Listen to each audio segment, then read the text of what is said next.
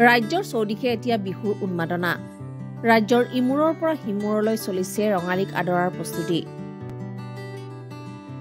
ঠায়ে ঠায়ে চলিছে বিহু নাচৰ কৰ্মশালা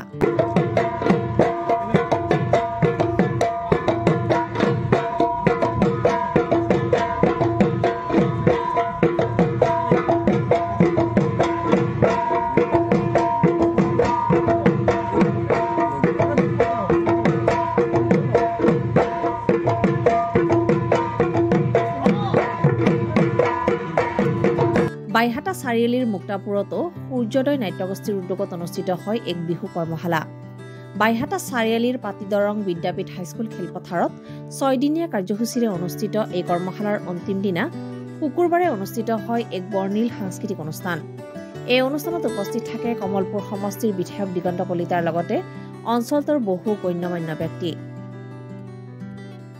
অনুষ্ঠানত বিহু কৰ্মশালাত অংশগ্ৰহণ কৰা কণ কণ নাচনীসকলক প্ৰদান কৰা হয় মানপত্ৰ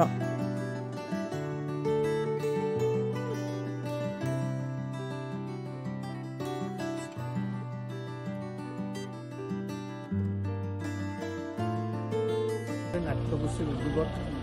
6 দিনীয়া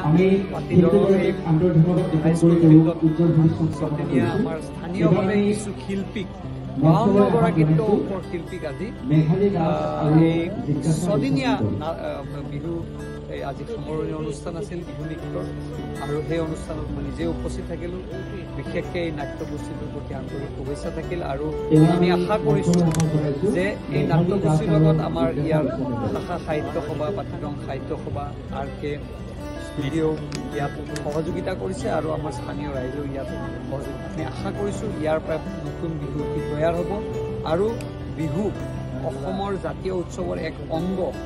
আজি এইটো প্ৰমাণ কৰিলে আৰু আজি ভাল লাগিছে সৰু সৰু কণ্ঠে একেবাৰে সৰু সৰু শিশু 6 বছৰীয়া 5 বছৰীয়া শিশু আজি